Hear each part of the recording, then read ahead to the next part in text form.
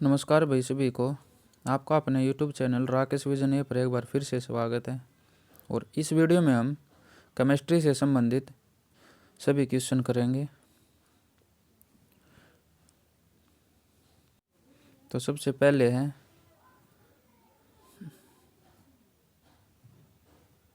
रसायन विज्ञान। रसायन विज्ञान केमिस्ट्री विज्ञान की वह शाखा है जिसके अंतर्गत पदार्थों के गुणों, संगठन, संरचना तथा उनमें होने वाले परिवर्तनों एवं इनकी क्रिया प्रतिक्रिया का अध्ययन किया जाता है।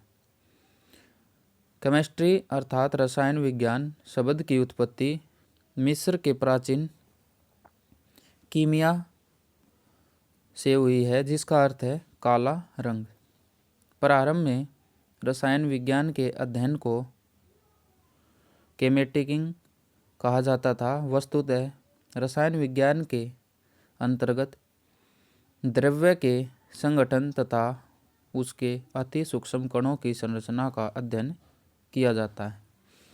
इसके अतिरिक्त द्रव्य के गुण, द्रव्यों में परस्पर संयोग के नियम, ऊष्मा आदि ऊर्जाओं का द्रव्य के गुण, द्रव्यों में परस्पर संयोग के नियम, ऊष्मा आदि ऊर्जाओं का द्रव्य के गुण और द्रव्यों में परस्पर संयोग के नियम, ऊष्मा आदि ऊर्जाओं का द्रव्य का प्रभाव, यौगिकों का संश्लेषण, जटिल व मिश्रित पदार्थों से सरल व शुद्ध पदार्थ अलग अलग करना आदि का अध्ययन भी रसायन विज्ञान के अंतर्गत किया जाता है। लेवाइसिए को आधुनिक रसायन विज्ञान का जन्मदाता कहा जाता। किसे कहा जाता है? लेवाइसिए को आधुनिक रसायन विज्ञान का जन्मदाता कहा जाता है। नेक्स्ट है रसायन विज्ञान की शाखा। रसायन विज्ञान के अध्ययन को सरल बनाने के लिए उसे कई शाखाओं में बांटा गया। सबसे पहले भौतिक रसायन, फिजिकल केमिस्ट्री। इसके अंतर्गत रासायनिक अभिक्रिया के नियमों तथा सिद्धांतों का अध्ययन किया जाता है। अकार्बनिक रसायन, इनऑर्गेनिक केमिस्ट्री। इसके अंतर्गत सभी अकार्बनिक तत्वों एवं उनके यौगिकों का अध्ययन किया जाता है। इसे क्या कहा जाता है? अकार्बनिक। कार्बनिक ऑर्गेनिक केमिस्ट्री। इसके अंतर्गत कार्बन के यौगिक का अध्ययन किया जाता है। नेक्स्ट है औद्योगिक रसायन। इसमें पदार्थों का वृहत परिणाम में निर्माण करने से संबंधित नियमों, अभिक्रियाओं, विधियों आदि का अध्ययन किया जाता है। इसे क्या कहा जाता है? Industrial chemistry. नेक्स्ट है जैव रसायन, बायोकेमिस्ट्री। इसके अंतर्गत जीवधारियों में होने वाले रासायनिक अभिक्रियाओं तथा जंतुओं एवं वनस्पतियों से प्राप्त पदार्थों का अध्ययन किया जाता है। कृषि रसायन। इसके अंतर्गत कृषि से संबंधित रसायन जैसे जीवाणुनाशक, मृदा के संगठन आदि का अध्ययन किया जाता है। औषधि रसायन। इसके अंतर्गत मनुष्य में प्रयोग में आने वाली औषधियाँ, उनके संगठन तथा बनाने की विधियों का अध्ययन किया जाता है। नेक्स्ट है विश्लेषिक रसायन। इसमें विभिन्न पदार्थों की पहचान, आयतन व मात्रा का अनुमापन किया जाता है।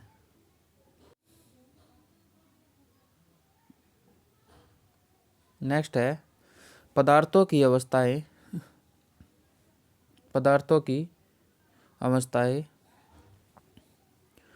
द्रव्य वह सामग्री है जिसमें भार हो जो स्थान ग्रहण करे।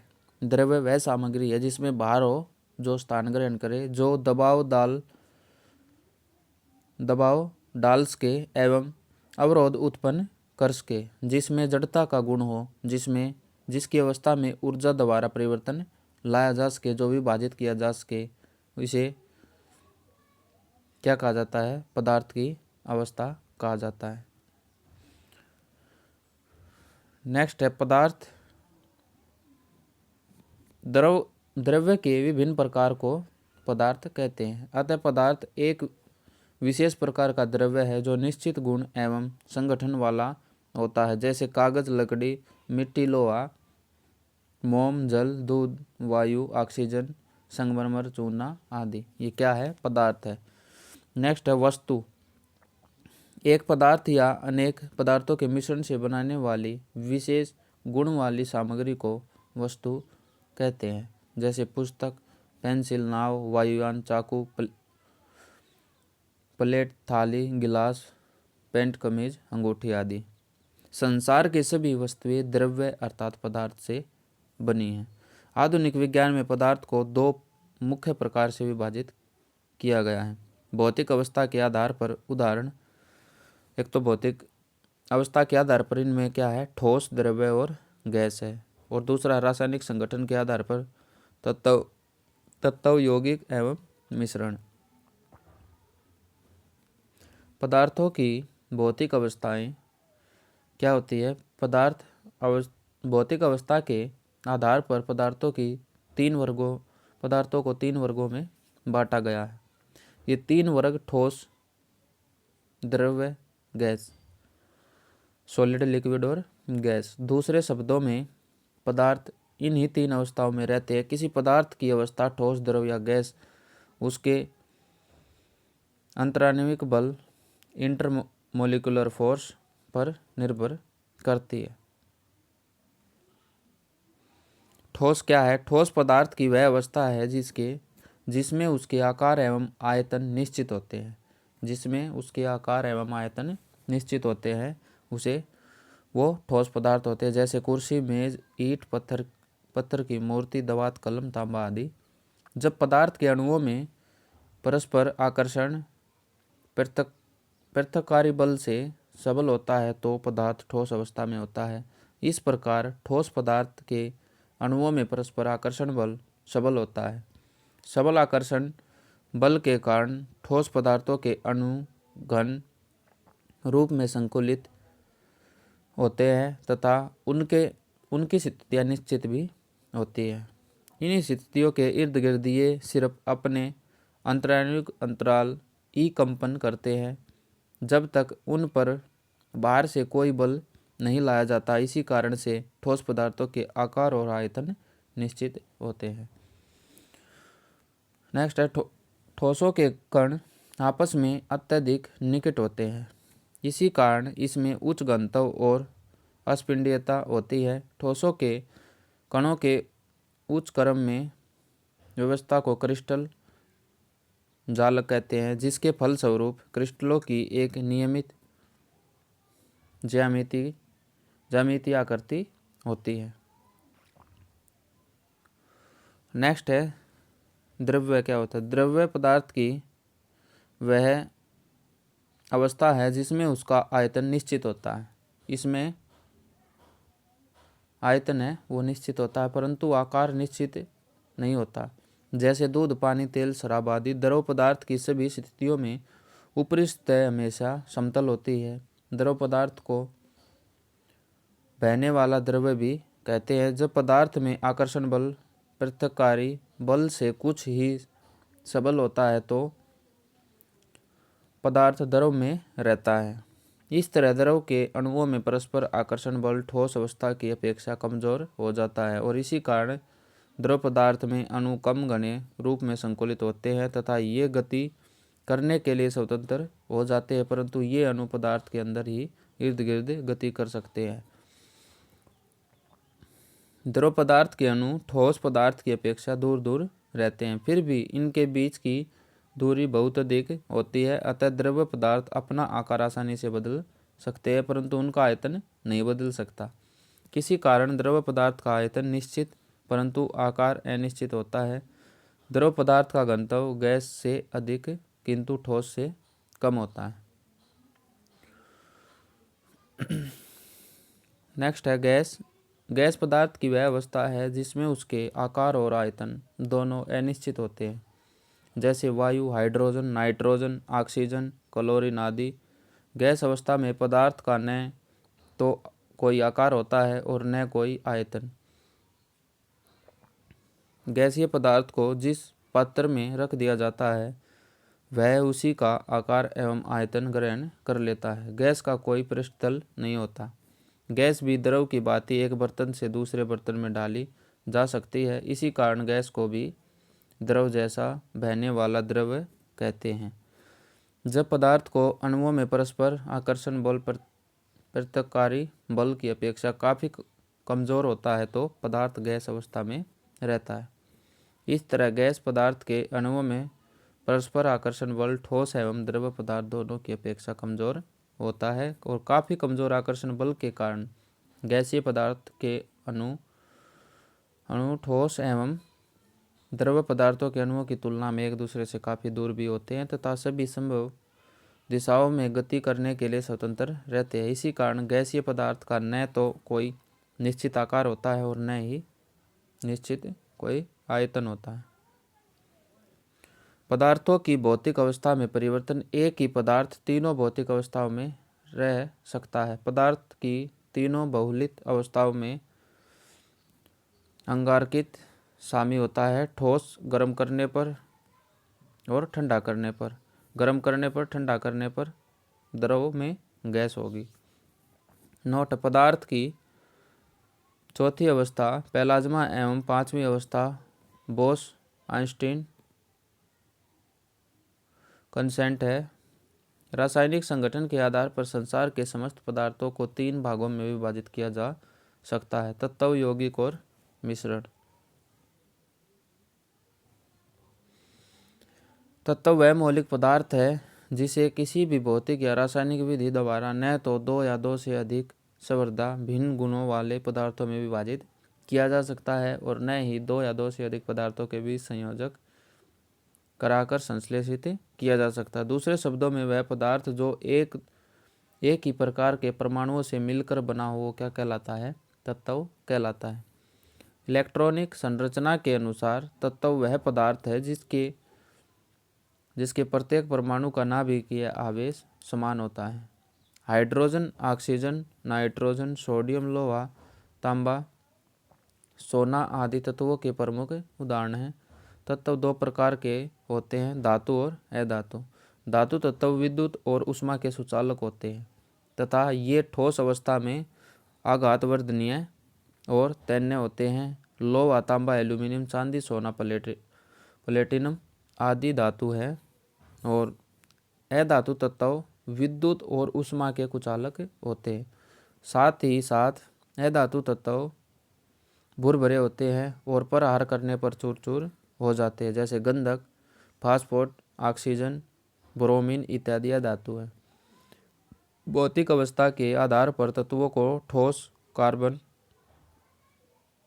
ठोस तत्व, द्रव तत्व तथा गैस तत्व में विभाजित किया गया है। अधिसंख्य तत्व ठोस रूप में ही पाए जाते हैं, जैसे लोहा, सोना, तांबा, कार्बन, गंधक आदि। कुछ तत्व द्रव्य के रूप में पाए जाते हैं, जैसे पारा और ब्रोमीन, जबकि कुछ तत्व गैसीय अवस्था में पाए जाते हैं, जैसे हाइड्रोजन, ऑक्सीजन, नाइट्रोजन, क्लोरीन आदि। वर्तमान समय में 112 तत्वों की खोज की जा चुकी है। इनमें से 92 तत्व प्रकृति में पाए जाते हैं, जबकि शेष अन्य तत्व वैज्ञानिकों द्वारा प्रयोगशालाओं में कृत्रिम तरीकों से संश्लेषित किए गए हैं। पृथ्वी पर पाए जाने वाले प्रमुख तत्व एवं उनका प्रतिशत: ऑक्सीजन 46.71%, सिलिकॉन 27.69%, एल्यूमीनियम 8.07%, लोहा 5.05%, कैल्शियम 3.65%, सोडियम 2.75% और पोटासियम 2.58%। नेक्स्ट है मैग्नीशियम 2.08% और अन्य कितने हैं? 2.42%। ये है कुछ सामान्य मानव शरीर में तत्वों की औसत मात्रा है। इससे आगे देखिए यौगिक क्या होते हैं? कंपाउंड जिन्हें बोलते हैं। यौगिक वह शुद्ध पदार्थ हैं जो 2 या 2 से अधिक तत्वों के निश्चित अनुपात में रासायनिक संयोग से बनता है और जिसे उचित रासायनिक विधियों द्वारा दो या दो से अधिक सर्वथा भिन्न गुणों वाले अवयव विभक्त किया जा सकता है। उदाहरण के लिए जल एक यौगिक है। जल का प्रयोग अणु से हाइड्रोजन के 2 परमाणुओं तथा ऑक्सीजन के 1 परमाणु से मिलकर बना होता है। किसी भी स्रोत से प्राप्त शुद्ध जल या किसी भी विधि से निर्मित जल के प्रत्येक अणु में हाइड्रोजन एवं ऑक्सीजन के परमाणुओं का अनुपात सदैव 2:1 होता है। भार के विचार में यह अनुपात 1:8 होता है। जल के भौतिक और रासायनिक बने इसके अवयवी तत्व हाइड्रोजन एवं ऑक्सीजन के गुणों से सर्वथा भिन्न होते हैं। नेक्स्ट है मिश्रण। मिश्रण वह अशुद्ध पदार्थ है जो 2 या 2 से अधिक शुद्ध पदार्थों के किसी भी अनुपात के बिना रासायनिक संयोग के मिलन से बनता है तथा इसके अवयवी पदार्थों को सरल यांत्रिक या भौतिक विधियों द्वारा पृथक किया जा सकता है। वायु अनेक गैसों एवं धूलकणों का मिश्रण है। वायु के अवयवी गैसों में नाइट्रोजन, ऑक्सीजन, कार्बन डाइऑक्साइड और जलवाष्प प्रमुख है। समुद्र जल कई लवणों का जल में मिश्रण है, जिसमें सोडियम क्लोराइड प्रमुख लवण है। पीतल, तांबा और जस्ता का मिश्रण भी होता है। नेक्स्ट है मिश्रण के प्रकार। मिश्रण के अवयवी पदार्थों की प्रकृति तथा बने मिश्रण के गुण एवं संगठन पर मिश्रण को 2 मुख्य वर्गों में विभाजित किया गया है। सबसे पहले समांग मिश्रण, होमोजीनियस मिक्सचर, वह मिश्रण जिसके प्रत्येक भाग में उसके अवयवी पदार्थों का संगठन एवं गुण समान होता है, समांग मिश्रण कहलाता है। जैसे चीनी का जल में विलयन, नमक का जल में विलयन, गंधक का कार्बन डाइसल्फाइड में विलयन, अमोनिया गैस का हवा में विलयन आदि समांग मिश्रण के उदाहरण हैं। नेक्स्ट है असमांग मिश्रण। यह मिश्रण जिसके विभिन्न भागों में उसके अवयवी पदार्थों का संगठन एवं गुण एक से नहीं होते, असमांग मिश्रण कहलाता है। जैसे लौह एवं गंधक, धूलकण का हवा में मिश्रण आदि असमांग मिश्रण के उदाहरण हैं। सामान्यतः एक समांग मिश्रण के अवयवी पदार्थों को एक दूसरे से अलग करना एक समांग मिश्रण की तुलना में अधिक आसान होता है। पदार्थ के अवयवी कण, अणु और परमाणु होते हैं।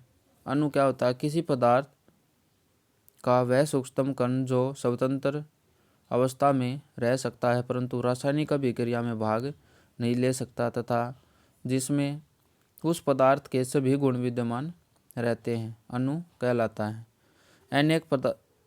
एक पदार्थ के सभी अणु हर प्रकार जैसे द्रव्यमान, आकार, गुण आदि से एक दूसरे से सदृश होते हैं। इसके विपरीत किन्हीं 2 पदार्थों के अणु एक दूसरे से भिन्न होते हैं। उदाहरण के लिए H2O के सभी अणु दृश्य होते हैं। जल के प्रत्येक अणु का सापेक्ष द्रव्यमान 18 होता है। इसके अणुओं के भौतिक एवं रासायनिक गुण इसके आकार आदि पूर्णतः समरूप होते हैं और इसी प्रकार नमक के NaCl के सभी अणु सदृश होते हैं और नमक के प्रत्येक अणु का सापेक्ष द्रव्यमान 58.5 होता है तथा इसके सभी अणु आकार, गुण आदि में सदृश होते हैं। परंतु जल के अणु तथा नमक के अणु एक दूसरे से पूर्णतः भिन्न होते हैं। अणुओं के बीच लगने वाले आकर्षण बल को क्या कहा जाता है? अंतर आणविक आकर्षण बल कहा जाता है। इसी बल के कारण पदार्थ के अनगिनत अणु ठोस एवं द्रव अवस्था के साथ जुड़े रहते हैं परंतु पदार्थ को गैसीय अवस्था में बदल देने पर प्रत्येक अणु एक दूसरे से अलग हो जाते हैं। अणु 2 प्रकार के होते हैं, अणु के तत्व के अणु एवं यौगिक के अणु। जब एक ही तत्व के एक से अधिक परमाणु मिलकर उसके सूक्ष्मतम स्वतंत्र कणों का निर्माण करते हैं तो वे क्या कहलाते हैं? तत्व के अणु कहलाते हैं। उदाहरण के लिए H2O,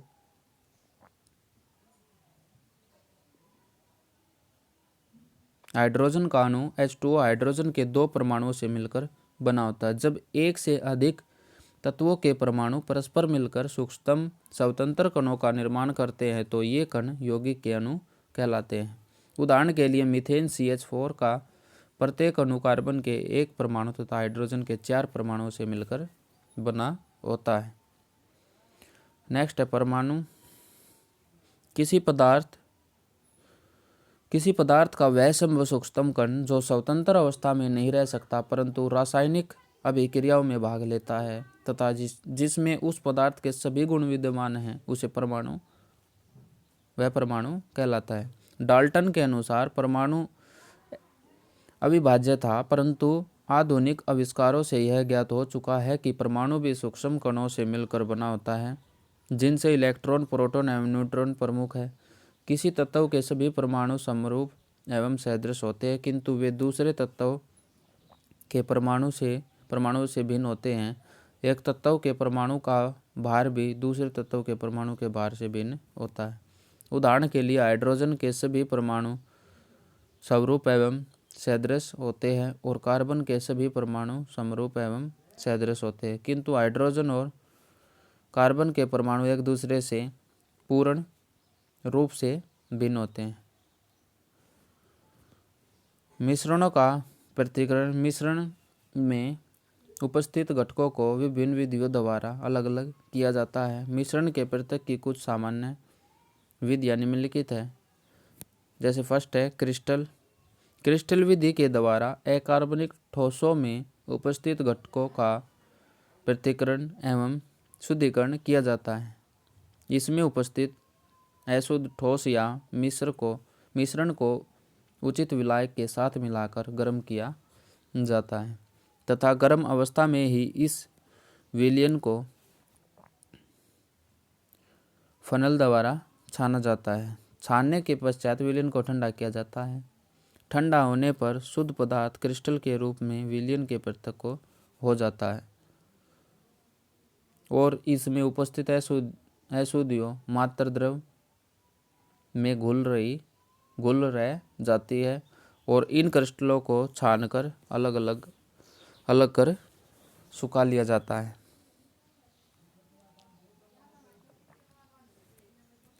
नेक्स्ट है आसवन विधि द्वारा मुख्यतः द्रवों के मिश्रण को पृथक किया जाता है। जब दो द्रवों के क्वथनांक में अंतर अधिक होता है तो उनके मिश्रण को इस विधि से पृथक किया जाता है। आसवन विधि में द्रव को वाष्प में परिणत कर किसी दूसरे स्थान में भेजा जाता है जहां उसे ठंडा कर पुनः द्रव अवस्था में परिवर्तित कर लिया जाता है। आसवन विधि में पहला प्रक्रम वाष्पन तथा दूसरा प्रक्रम क्या है? संघनन है। नेक्स्ट है ऊर्ध्वपातन। सामान्यतः ठोस पदार्थों को गर्म करने पर वे द्रव अवस्था में परिवर्तित होते हैं और उसके पश्चात गैसीय अवस्था में, लेकिन कुछ ठोस पदार्थ ऐसे होते हैं जिन्हें गर्म किए जाने पर वे द्रव अवस्था में आने के बदले सीधे वाष्प में परिणत हो जाते हैं और वाष्प को ठंडा किए जाने पर यह पुनः ठोस अवस्था में हो जाते हैं। ऐसे पदार्थों को ऊर्ध्वपातज कहा जाता है। वह इस प्रकार की क्रिया ऊर्ध्वपातन कहलाती है। इस विधि के द्वारा दो ऐसे ठोसों के मिश्रण में से उसको पृथक करते हैं जिसमें एक ठोस ऊर्ध्वपातज होता है, दूसरा नहीं। ऐसे ठोसों के मिश्रण को गर्म करने पर ऊर्ध्वपातज ठोस सीधे वाष्प अवस्था में परिवर्तित हो जाता है। इस वाष्प को अलग ठंडा कर लिया जाता है। इस प्रकार दोनों ठोस अलग अलग हो जाते हैं और इस विधि के द्वारा Kapoor, naphthalene, ammonium chloride, anthracene आदि अम्ल पदार्थ शुद्ध किए जाते हैं। नेक्स्ट है परभाजी आसवन। परभाजी आसवन विधि के द्वारा उन मिश्रित द्रवों का पृथक्करण किया जाता है जिनके क्वथनांक में बहुत कम का अंतर होता है। दूसरे शब्दों में द्रवों के क्वथनांक एक दूसरे के समीप होते हैं। भूगर्भ से निकाले गए खनिज तेल से शुद्ध पेट्रोल, डीजल, मिट्टी का तेल आदि इसी विधि द्वारा पृथक किए जाते हैं। जलीय वायु से विभिन्न गैसें भी इसी विधि द्वारा पृथक किए जाते हैं। नेक्स्ट है वर्णलेखन। वर्णलेखन विधि इस तथ्य पर आधारित है कि किसी मिश्रण के विभिन्न घटकों की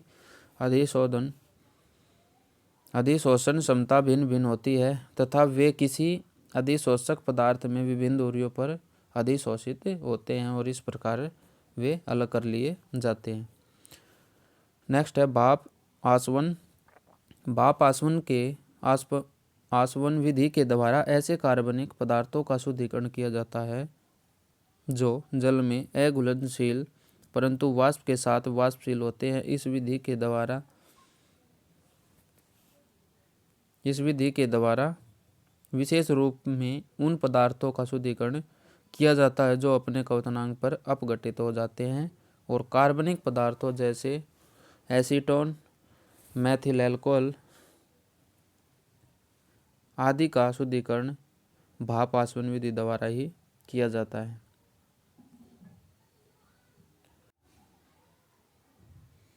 नेक्स्ट है परमाणु द्रव्यमान इकाई एवं मोल संकल्पना। परमाणु द्रव्यमान इकाई एवं मोल संकल्पना। परमाणु द्रव्यमान इकाई क्या होती है? कार्बन के एक परमाणु के द्रव्यमान के 12वें भाग को परमाणु द्रव्यमान इकाई कहते हैं, जिसका परमाणु द्रव्यमान कितना होता है? 12 होता है। परमाणु द्रव्यमान एटॉमिक मास किसी तत्व का परमाणु द्रव्यमान एक संख्या है जो यह बतलाती है कि उस तत्व के एक परमाणु का द्रव्यमान कार्बन के एक परमाणु के द्रव्यमान के 12वें भाग से कितना गुना भारी है। अर्थात परमाणु द्रव्यमान इक्वल टू तत्व के एक परमाणु का द्रव्यमान बाई 1/12 मल्टीप्लाई C 12 परमाणु का द्रव्यमान। सामान्य तत्व और उनके परमाणु द्रव्यमान। सबसे पहले है हाइड्रोजन। हाइड्रोजन को डिनोट करते हैं H से और परमाणु संख्या 1 है और परमाणु जो द्रव्यमान है इसका 1.008 है। नेक्स्ट है हीलियम। हीलियम को He से डिनोट करते हैं और इनकी परमाणु संख्या 2 है और परमाणु जो द्रव्यमान है इसका 4.003 है। तत्व लिथियम। लिथियम को डिनोट करते हैं Li से, परमाणु संख्या 3 है और परमाणु द्रव्यमान इसका 6.94 है। नेक्स्ट है बेरिलियम।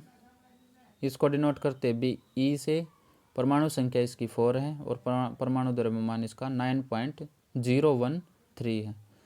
नेक्स्ट है बोरोन। बोरोन को B से और इसका परमाणु संख्या 5 और द्रव्यमान इसका 10.82। नेक्स्ट कार्बन C से और परमाणु संख्या 6 और परमाणु जो द्रव्यमान है 12.011। नेक्स्ट है नाइट्रोजन।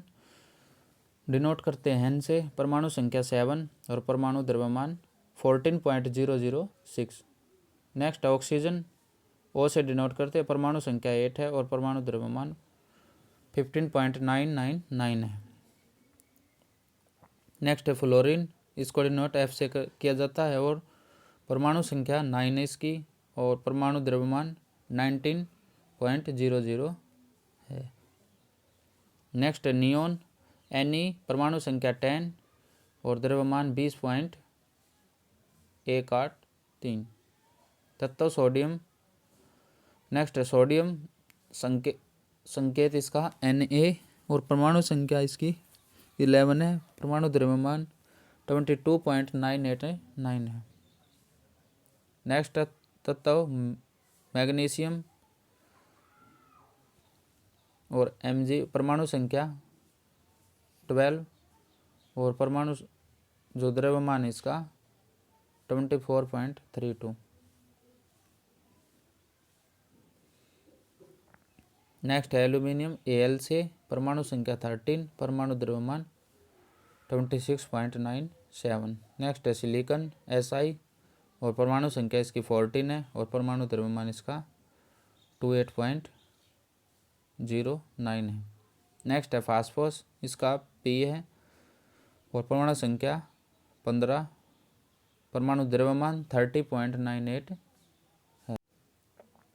नेक्स्ट है सीसा, इसको डिनोट Pb से किया जाता है, परमाणु संख्या 82 है और परमाणु द्रव्यमान 207.21 है। नेक्स्ट आता मोल। मोल किसी पदार्थ के परमाणु, अणु अथवा आयन की निश्चित संख्या को व्यक्त करता है। यह संख्या 6.022 मल्टीप्लाई 1023 है। यह संख्या जो मोल को प्रकट करता है उसी को एवोगैड्रो संख्या भी कहा जाता है। अतः मोल पदार्थ के कणों की एवोगैड्रो संख्या व्यक्त करता है। एवोगैड्रो संख्या किसी तत्व के एक परमाणु में उपस्थित परमाणुओं की संख्या 6.022 मल्टीप्लाई 1023 होती है, या किसी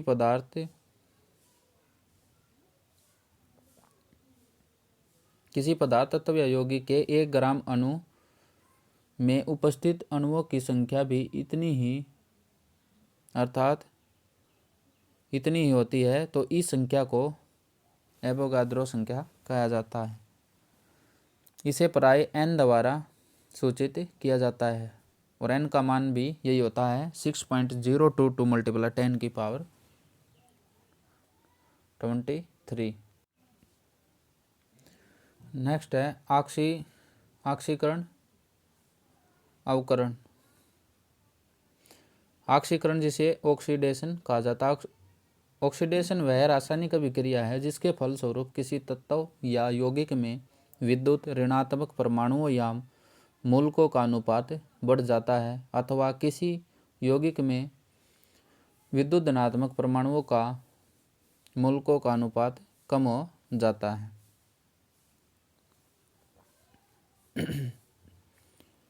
अवकरण वह रासायनिक प्रक्रिया है जिसके फलस्वरूप किसी तत्व या यौगिक में विद्युत धनात्मक परमाणुओं या मूलकों का अनुपात बढ़ जाता है, अथवा किसी यौगिक में विद्युत ऋणात्मक परमाणुओं या मूलकों का अनुपात कम हो जाता है। जैसे उदाहरण Cl2 प्लस H2S और ये क्या बनाते हैं 2HCl प्लस Sl बनाते हैं। आयनिक सिद्धांत के आधार पर ऑक्सीकरण एवं अवकरण की परिभाषा।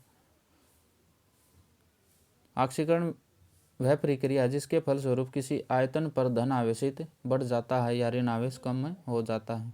फेरस क्लोराइड से फेरिक क्लोराइड के बनने में फरस आयन बदलकर फेरिक अपना आयन बना लेता है, अर्थात लोहे के आयन पर धन आवेश बढ़ जाता है। नेक्स्ट है अवकरण। अवकरण वह रासायनिक प्रक्रिया है जिसके फलस्वरूप किसी आयन पर धन आवेशित घट जाता है या ऋण आवेश बढ़ जाता है।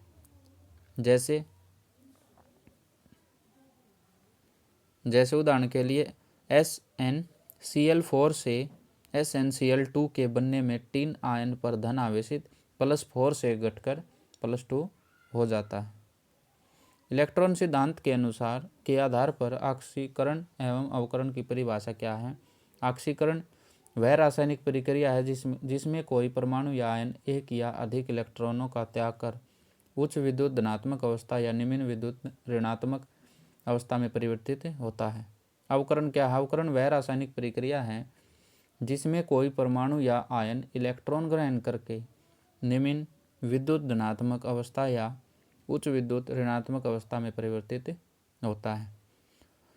उदाहरण के लिए सोडियम धातु एवं क्लोरीन गैस के बीच अभिक्रिया के फलस्वरूप सोडियम क्लोराइड बनता है। नेक्स्ट है ऑक्सीकारक एवं अवकारक पदार्थ। जिस पदार्थ का ऑक्सीकरण होता है वह अवकारक कहलाता है और जिस पदार्थ का अवकरण होता है वह ऑक्सीकारक कहलाता है।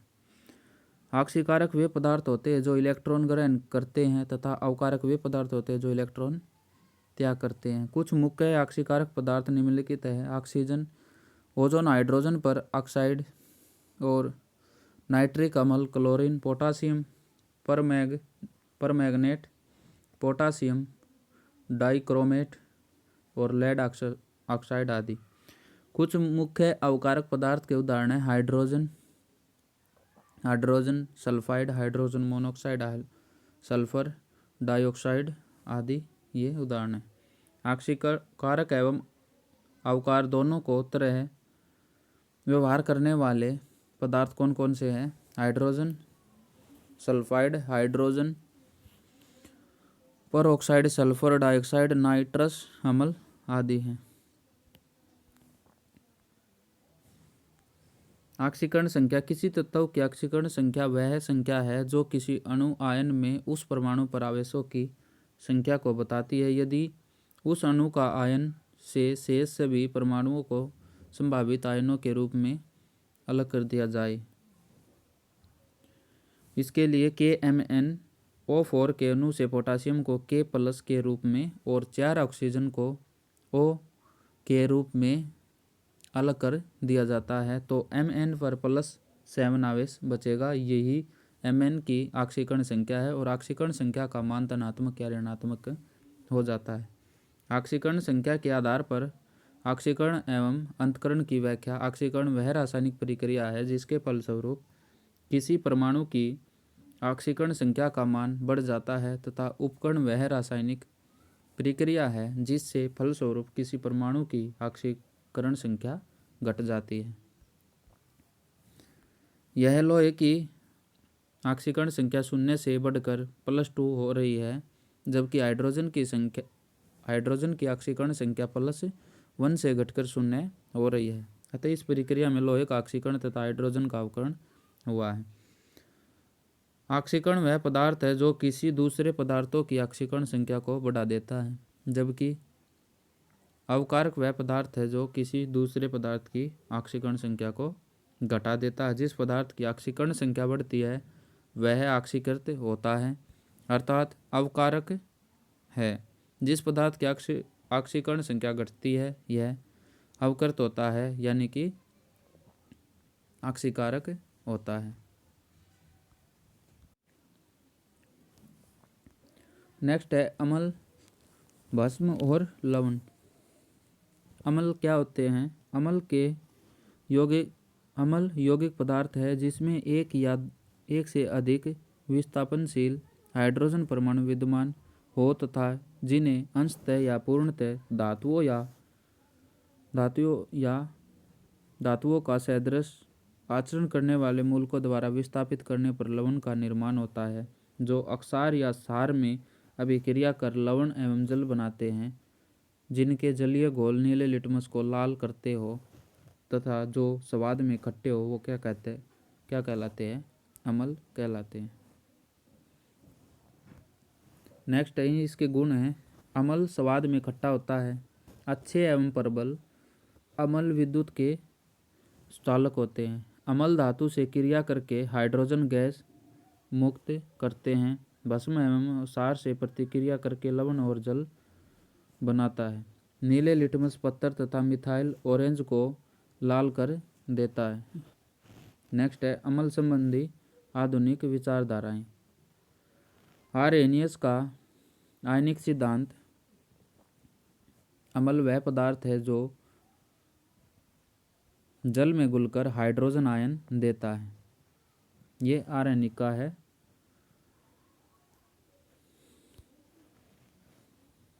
नेक्स्ट है बोर्नस्टेड और लोरी का सिद्धांत। इस सिद्धांत के अनुसार अम्ल वे पदार्थ है जो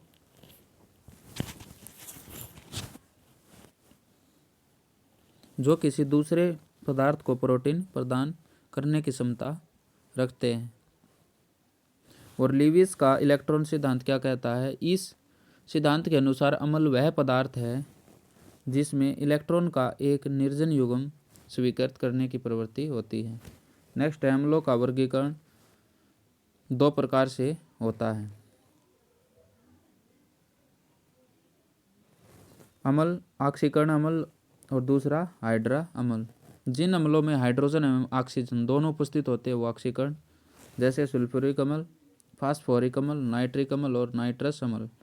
और हाइड्रा एसिड क्या होते हैं? जिन अम्लों में केवल हाइड्रोजन उपस्थित होता है हाइड्रा अम्ल कहलाता है। हाइड्रा अम्ल में ऑक्सीजन अनुपस्थित होता है, जैसे हाइड्रोक्लोराइड HCl, HBr और HCN और HL आदि होते हैं। अम्लों के उपयोग क्या है? सल्फ्यूरिक अम्ल का उपयोग पेट्रोलियम के शोधन में, कई प्रकार के विस्फोटक बनाने में, रंग व औषधियाँ बनाने में, सिंचाई बैटरियों में आदि इसका उपयोग होता है। नाइट्रिक अम्ल का उपयोग औषधियों के निर्माण में, उर्वरक बनाने में, फोटोग्राफी में, विस्फोटक पदार्थों के निर्माण में, अम्लराज बनाने में, प्रयोगशाला में और अभिकर्मक के रूप में होता है। हाइड्रोक्लोराइड अम्ल का उपयोग प्रयोगशाला में अभिकर्मक के रूप में, अम्लराज बनाने में, रंग एवं औषधि निर्माण में आदि में होता है। एसिटिक अम्ल का प्रयोग विलायक के रूप में, सिरका निर्माण में, एसीटोन बनाने में, खट्टे खाद्य पदार्थों में होता है। और फार्मिक अम्ल का जीवाणुनाशक के रूप में, फलों को सुरक्षित रखने में और रबड़ के स्कंदन में, चमड़ा उद्योगों में इसका प्रयोग होता है। नेक्स्ट है ऑक्जेलिक अम्ल का उपयोग फोटोग्राफी में, कपड़ों की छपाई व रंगाई में, चमड़े के विरंजक के रूप में, कपड़े पर स्याही के धब्बे को हटाने में प्रयोग होता है। बेंजोइक अम्ल का उपयोग दवा एवं खाद्य पदार्थों के संरक्षण में किया जाता है। साइट्रिक अम्ल का उपयोग धातुओं को साफ करने में, खाद्य पदार्थों व दवाओं के निर्माण में, कपड़ा उद्योग आदि में किया जाता है। नेक्स्ट है भस्म। भस्म धातुओं या धातुओं के सदृश आचरण करने वाले मूलकों के वे यौगिक है जो अम्लों से अभिक्रिया करके लवण एवं जल बनाते हैं। भस्म के गुण हैं अक्षार स्वाद में तीखा या कड़वा होता है, अक्षार छूने से साबुन जैसा चिकना लगता है और प्रबल अक्षार विद्युत का सुचालक होता है, अम्ल से प्रतिक्रिया करके लवण तथा जल देता है, अक्षार लाल लिटमस को नीले तथा मिथाइल ऑरेंज को पीला कर देता है, सार में तेल और गंधक को घुला लेने की क्षमता होती है, सार कार्बनिक पदार्थों को नष्ट कर देता है, सार फिनोल थैलिन को गुलाबी कर देता है और लवण के घोल में डाले जाने पर अक्षार पराय धातु के हाइड्रोक्साइड को अवक्षेपित कर देते हैं। भस्म संबंधित आधुनिक विचारधाराएं। आर्हीनियस का आयनिक सिद्धांत। इस सिद्धांत के अनुसार भस्म वे पदार्थ है जो जलीय घोल में हाइड्रोक्साइड आयन देते हैं, जैसे NaOH प्लस जल, Na++ aqueous solution plus OH, ये भी एक्वस सॉल्यूशन, ये दोनों एक्वस सॉल्यूशन है। बॉर्नस्टेड लोरी का सिद्धांत क्या कहता है? इस सिद्धांत के अनुसार भस्म वह पदार्थ है जो किसी दूसरे पदार्थ से प्रोटीन ग्रहण करने की क्षमता रखता है। लीविस का इलेक्ट्रॉन सिद्धांत। इस सिद्धांत के अनुसार भस्म वह पदार्थ है जिसमें इलेक्ट्रॉनों के एक निर्जन जोड़ी प्रदान करने की क्षमता होती है, जैसे हाइड्रोनियम आयन का बनना जहाँ H2O लीविस भस्म है। भस्म के प्रकार। भस्म या अक्षार दो प्रकार के होते हैं, जल में विलेय भस्म तथा जल में अविलेय भस्म। अक्षार वैसे भस्म जो जल में विलेय होते हैं अक्षार भस्म कहलाते हैं, जैसे sodium hydroxide, potassium hydroxide, calcium hydroxide, ammonium hydroxide. Note: सभी अक्षार भस्म होते हैं लेकिन सभी भस्म अक्षार नहीं होते। इसका कारण यह है कि सभी भस्म जल में विलय नहीं होते। जल में अविलेय अक्षार अम्ल के साथ अभिक्रिया करके लवण और जल तो बनाते हैं परंतु अक्षार के अन्य गुण प्रदर्शित नहीं करते, जैसे zinc oxide, ferrous oxide, ferric oxide, aluminium oxide, copper hydroxide और फेरस ऑक्साइड आदि। भस्मों व अक्षारों के उपयोग क्या है? कैल्शियम हाइड्रोक्साइड, घरों में चूना पोतने में, गहरा एवं प्लास्टर बनाने में, ब्लीचिंग पाउडर, विरंजक चूर्ण बनाने में, जल को मृदु बनाने में, अम्ल के जलन पर मरहम पट्टी करने में, चमड़ा के ऊपर का बाल साफ करने में और मिट्टी की अम्लीयता दूर करने में आदि। नेक्स्ट है कास्टिक सोडा साबुन बनाने में, पेट्रोलियम के शुद्धिकरण में, कपड़ा एवं कागज बनाने में, दवा निर्माण में, घरों एवं कारखानों को साफ करने में आदि में किया जाता है। और पोटासियम हाइड्रोक्साइड के OH का प्रयोगशाला में प्रतिक्रमक के रूप में, मुलायम साबुन के निर्माण में, CO2 तथा SO2 जैसे जल गैसों के अवशोषक के रूप में आदि। कैल्शियम ऑक्साइड मकान बनाने में, गारे के रूप में, कास्टिक सोडा के निर्माण में और सोडियम कार्बोनेट के निर्माण में, ब्लीचिंग पाउडर के निर्माण में। मैग्नीशियम हाइड्रोक्साइड पेट की अम्लीयता को दूर करने में, अम्ल विशक्तिकरण के एंटीडोट के रूप में और चीनी उद्योग में मोलासिस से चीनी तैयार करने में आदि में किया जाता है। MgO का मैग्नीशियम ऑक्साइड औषधि निर्माण में, रबड़ पूर्वक के रूप में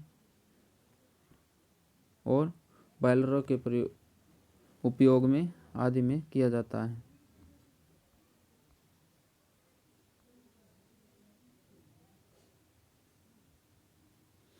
नेक्स्ट है लवणों का वर्गीकरण। लवणों को निम्नलिखित वर्गों में बांटा गया है।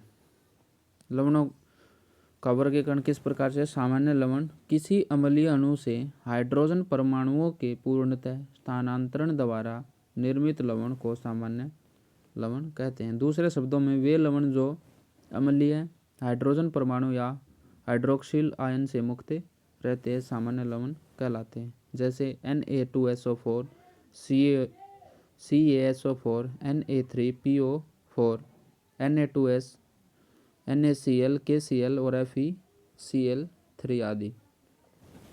अम्लीय लवण वैसे लवण जिसमें एक या एक से अधिक स्थानांतरण योग्य हाइड्रोजन परमाणु बने होते हैं अम्लीय लवण कहलाते हैं। जैसे NaHCO3, NaHSO4 आदि।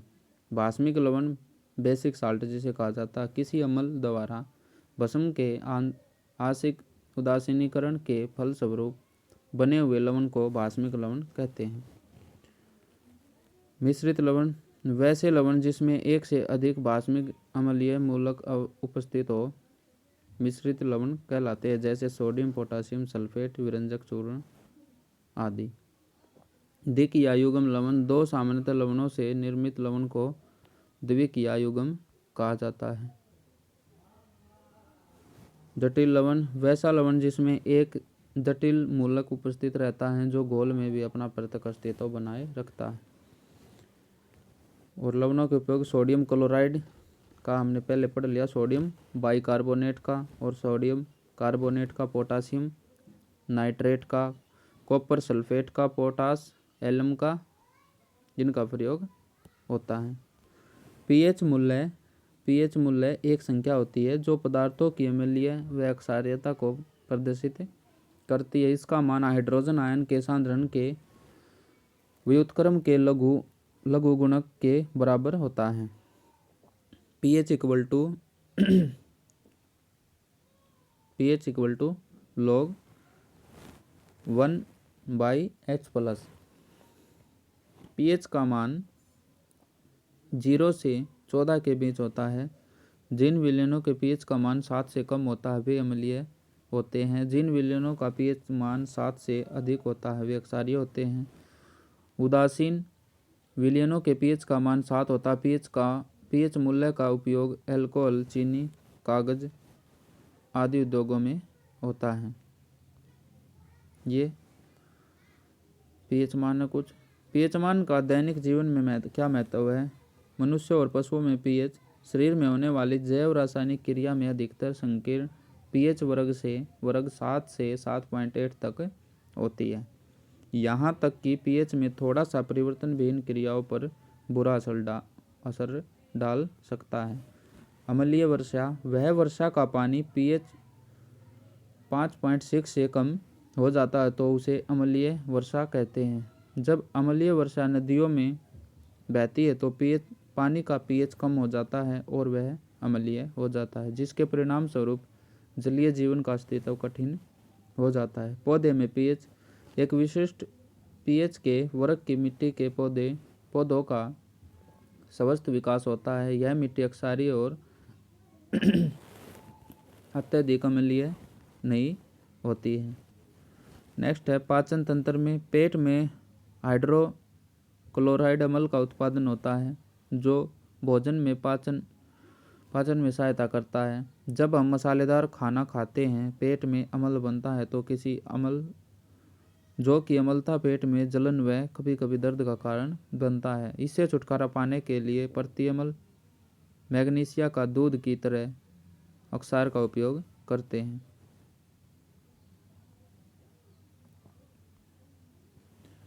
नेक्स्ट है जानवरों और पौधों की संरक्षा। मधुमक्खी के डंक से गंभीर व जलन होती है।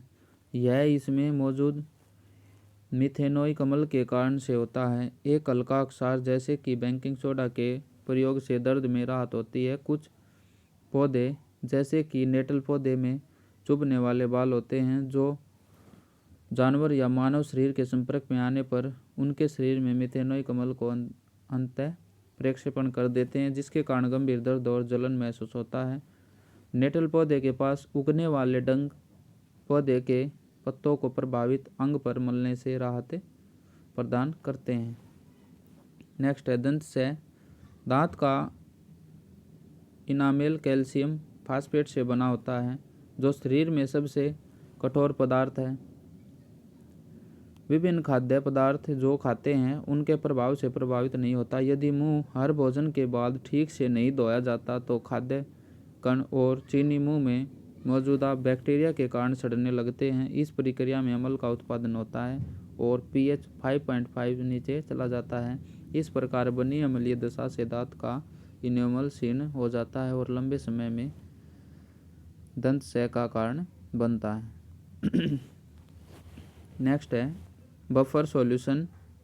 यह सॉल्यूशन जो कि अम्ल या अक्षार की साधारण मात्राओं को अपनी प्रभावी अम्लता या अक्षारता में पर्याप्त परिवर्तन किए बिना अवशोषित कर लेते हैं बफर विलयन कहलाता है। जैसे सोडियम एसीटेट तथा एसिटिक एसिड का मिश्रण एक प्रभावी बफर विलयन है जब उसे पानी में विलीन किया जाता है, और जिस विलयन में बफर विलयन अंतर्विष्ट होता है वह अत्यधिक मंद अम्ल के रूप में कार्य भी करता है।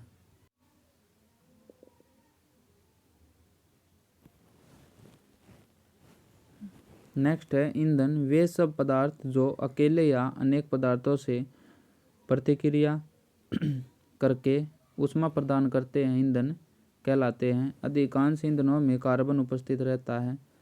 इन ईंधनों को वायु में जलाने पर ऊष्मा प्राप्त होती है। और ईंधन की विशेषता। एक आदर्श ईंधन या उच्चतम कोटि के ईंधन में निम्न विशेषताएं होनी चाहिए। ईंधन सस्ता व आसानी से प्रचुर मात्रा में उपलब्ध होना चाहिए। इसके भंडारण और इसे एक जगह से दूसरी जगह ले जाने में कोई कठिनाई नहीं होनी चाहिए। वह आसानी से जलने लायक और जलने के फलस्वरूप किसी हानिकारक गैस की उत्पत्ति नहीं होनी चाहिए। इसका ऊष्मीय मान उच्च होना चाहिए। इसके ज्वलन ताप उपयुक्त होने चाहिए। इसका दहन न तो अत्यंत मंद या न अत्यंत तीव्र होना चाहिए। इसमें अवाष्पशील पदार्थों की मात्रा कम होनी चाहिए और ठोस व द्रव ईंधन की अपेक्षा गैसीय ईंधन अधिक अच्छा होता है। गैसीय ईंधन की क्या विशेषता है? इन्हें आसानी से जलाया या बुझाया जा सकता है। इनके उपयोग से राख एवं धुएं नहीं बनते।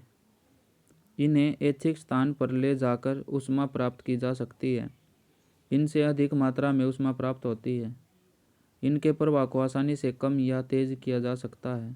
इनसे प्राप्त ऊष्मा व्यर्थ नहीं जाती है। सामान्य प्रयोग में आने वाले ईंधन जैसे कोल गैस, यह कई दहनशील गैसों का मिश्रण होता है। इसके संगठन कोयले की किस्म और भंजक सोपन के ताप पर निर्भर करता है। इनकी औसत प्रतिष्ठा रचना इस प्रकार है।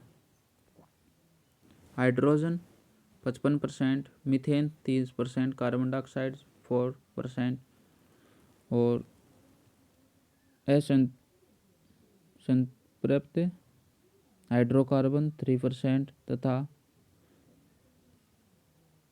अज्वलनशील अशुद्धियाँ 8% है। इनमें से प्रथम 3 अवयव जो तनुकारी पदार्थ हैं कहलाते हैं, जल कर ऊष्मा देते हैं, जबकि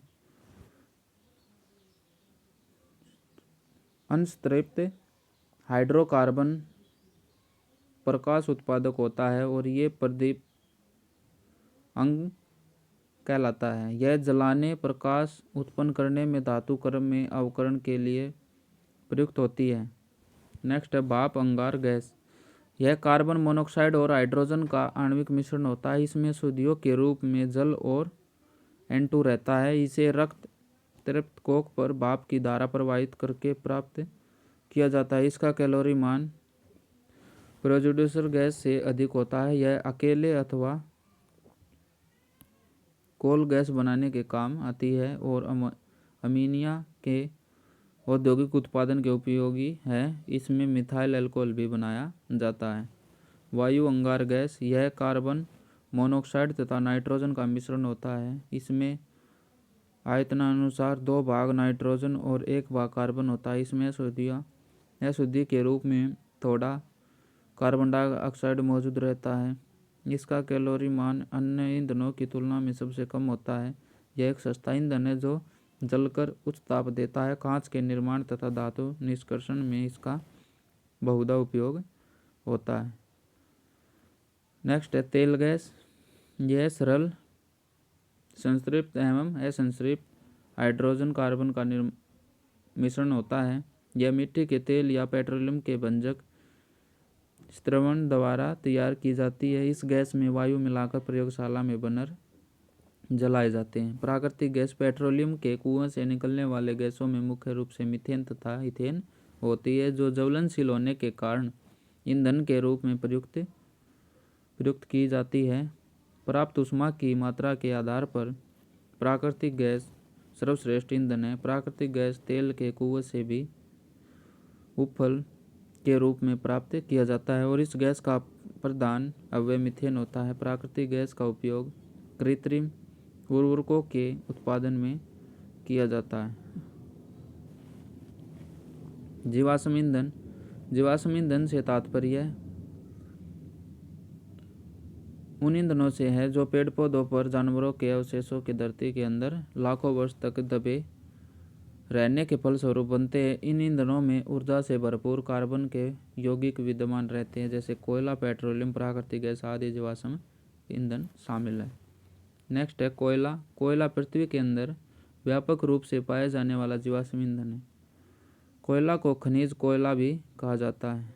इसमें 60 से 90% मुक्त कार्बन तथा उसके यौगिक के अतिरिक्त नाइट्रोजन, गंधक, लौह आदि के यौगिक भी उपस्थित रहते हैं। कोयला मुख्यतः 4 प्रकार के होते हैं: पीट, लिग्नाइट, बिटुमिनस तथा एंथ्रासाइट।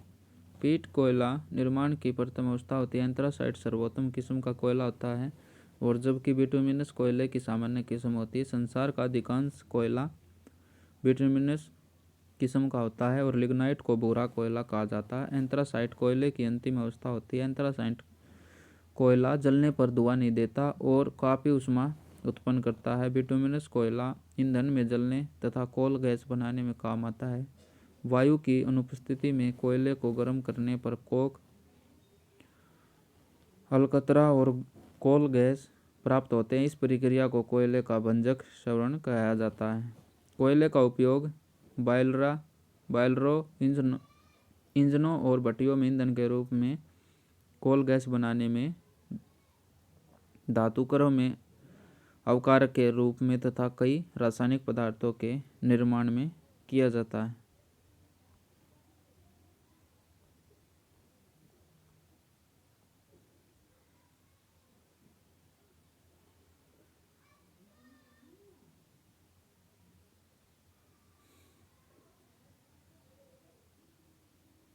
नेक्स्ट है पेट्रोलियम गैस इथेन, प्रोपेन और ब्यूटेन का मिश्रण होता है। इसका प्रमुख अवयव नॉर्मल एवं आइसोब्यूटेन होता है, जो तेजी से जलकर ऊष्मा प्रदान करता है। दाब बढ़ाने पर नॉर्मल एवं आइसोब्यूटेन आसानी से द्रवीभूत हो जाता है, अतः द्रव में इसे सिलेंडरों में भरकर द्रवित पेट्रोलियम गैस के नाम से जलावन के लिए उपभोक्ता को दिया जाता है। ईंधन का ऊष्मीयमान किसी ईंधन का ऊष्मीयमान ऊष्मा की वह मात्रा है जो ईंधन के 1 ग्राम को वायु या ऑक्सीजन में पूर्णतः जलाने के पश्चात होती है। उत्पन्न ऊष्मा को किलो कैलोरी या जूल के पदों में व्यक्त किया जाता है। किसी भी अच्छे ईंधन का ऊष्मीयमान अधिक होना चाहिए। सभी ईंधनों में हाइड्रोजन का ऊष्मीयमान सबसे अधिक होता है, लेकिन इसका उपयोग घरेलू या औद्योगिक ईंधन के रूप में सामान्यतः नहीं किया जाता, क्योंकि इनका सुरक्षित भंडारण कठिन होता है। इसका उपयोग अंतरिक्ष यानों में तथा उच्च ताप उत्पन्न करने वाले ज्वालकों में किया जाता है। हाइड्रोजन को भविष्य का ईंधन कहा जाता है।